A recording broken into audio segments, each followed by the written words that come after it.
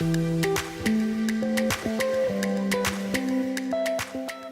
Chris, you and I first met probably 2002? I think, yeah, 2001, 2002, when we just set the company up. So when I go back to that market, so Flex didn't really exist.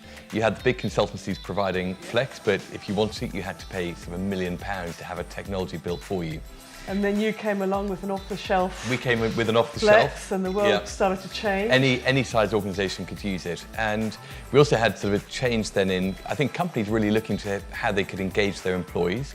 And so that drove a lot of the Flex market as well. We had this just overall, how can we communicate things more effectively to people so that they understood the value of what they were getting.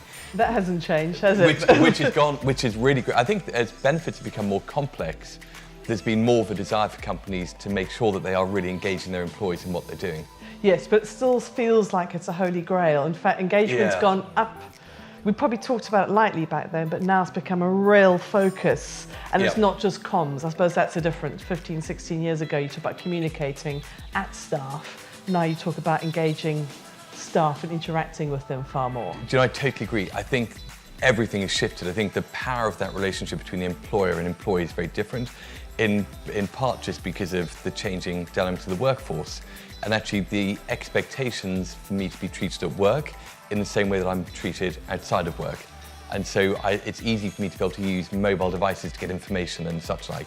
Yes. So you've talked about some of the changes that we've seen coming up till now, but let's look ahead a bit. What are some of the things that maybe the future workforce are going to want? What do you think is going to come down the line for them? So I think that you and I, the last 15 odd years, have seen a huge transformation in the market. But I think it's only just beginning. I think the pace of change is enormous. So if we look forward, say 2025, we know we're going to have 64% of employees are going to be Gen Ys and Gen Zs.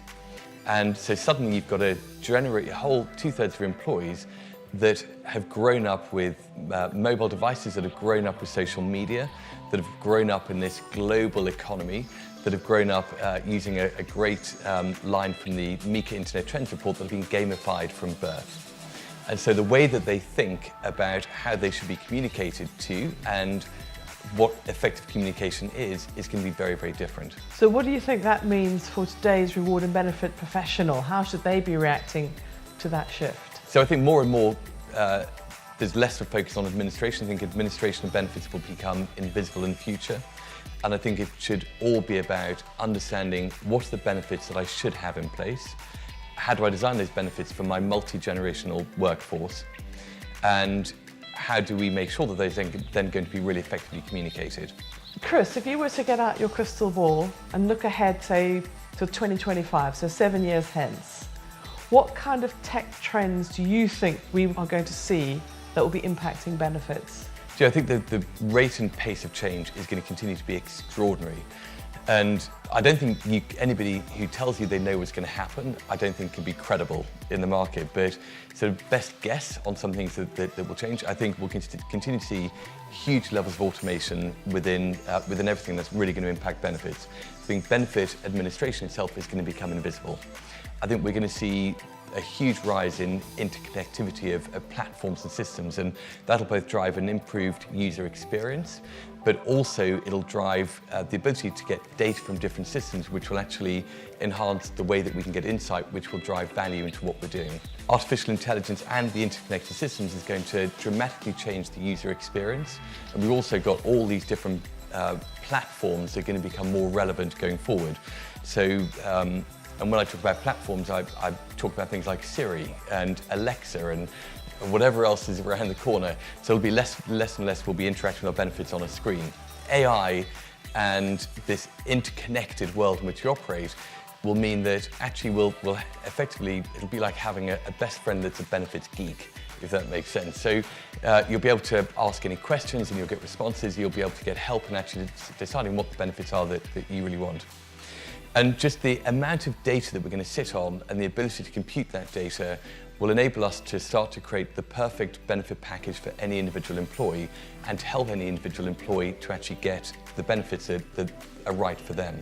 So really supporting their life choices. But really, I think the really interesting things are around digital health and around financial tech. So if I take digital health, we're at a point now where more and more people have got these things, and actual digital implants are becoming more and more used. So you'll see people actually starting to have devices that are monitoring their blood and the such like. And as all of this information sits there, there'll be a question about how comfortable am I with my employer seeing this information, or the providers of the product seeing the information. And as that happens, you'll have companies that want to see the information because they want to create a healthier, happier, more engaged workforce. So I think there'll be an interesting dynamic there. And then on fintech, as we see this constant rise of really, really personalized bespoke products that properly meet consumers' needs, I think, and I hope that we'll see the ability to plug these solutions in really quickly to get maximum value. That's really interesting that you mentioned fintech and the impact on benefits, and you also talk about employees having control of their own lives. So those two are linked, aren't they, Chris? How do you think that will play out? Yeah, so I think one of the biggest things that we're missing at the moment is how we actually help employees to achieve their life goals. And what we're going to see, I think, more and more is products being designed to help employees to achieve that.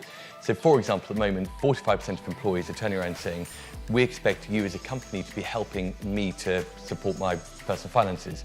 And yet only 20% of employees perceive that they are being helped by their company. Another one is for mental health. We're seeing 57% of employees are saying that they want their company to help them with their mental health, and yet only 35% of employers are actually providing them with the support that they feel they need. So we're seeing a massive shift from where benefits used to be, which was really about helping employees to be protected whilst they were in their working life, to now actually helping me to lead this healthier, happier life. The other area that you have mentioned is how organisations themselves have changed dramatically, the way we work today, the way organisations are structured. Again, looking in your crystal ball ahead sort of 7 years or so to 2025, what other trends do you think you're going to see in terms of organisations themselves shifting and the way workforces are structured shifting? So we talked a bit earlier on about the changing workforce. So 64% of the employees being Gen Ys and Gen Zs. But more and more, we're expecting to see a change in the top-down hierarchical structures that organisations typically have. And more organisations going, do you know what, this just doesn't work for us? And actually what we need instead is we need to have small, lean, empowered teams. And because they can get stuff done, they can be more effective. And feeding off both of this of changing workforce and changing ways of working is the growth of the gig economy. Now, there are so many different statistics on how much of what we do in the future will be driven by the gig economy. But what we do know is that companies are going to be having to think about, how do I engage this new style of worker? So how is it that I make sure that somebody wants to work in our organisation as a gig worker, and actually they want to come back again? So there's every chance that benefits will be expanded to a category of employee that currently isn't necessarily looked after as well as it could be. We'll dust off that crystal ball in 7 years' time and see if you were right. Yeah. Well, 7 years will be here very quickly. I know, no time at all, is it? You at Thomsons Online Benefits have also gone through change. We have. Very different to 2002, but also with the acquisition by Mercer in 2016.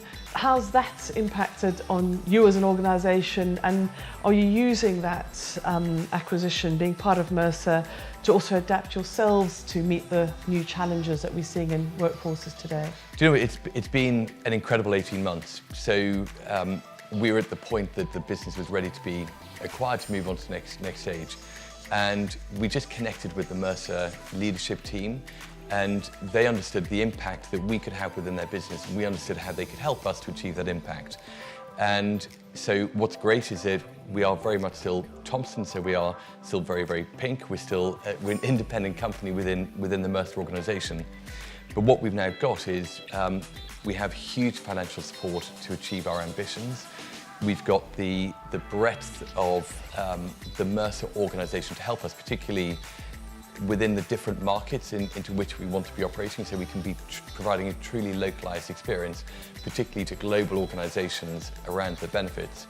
And we've got a perfect partner in our ability to deliver to organisations who are looking for something that is consulting, broking and technology all together. Or people could just work with us as Thomsons. So 18 months in, I couldn't be more pleased with how things have gone and how true Mercer have been to the promises and commitments that they made to us, and hopefully they would feel the same way. So you don't feel you've been diluted into a much bigger organisation? Oh no, not at all, not at all. I think for Mercer in acquiring us, they recognised that they were buying a very, very unique asset, and it was critically important to protect that unique asset, to enable us to stay very innovative, incredibly client-focused, and to be able to just go really, really fast.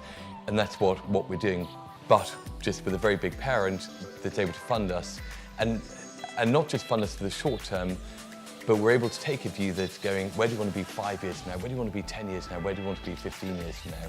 So it's really, really exciting. And the benefits industry has gone through an enormous change since you and I first met 16 years ago. But I think the speed of that change is just accelerating, and that's really exciting. So it's hold on to your hats time. It's hold on to your hats time.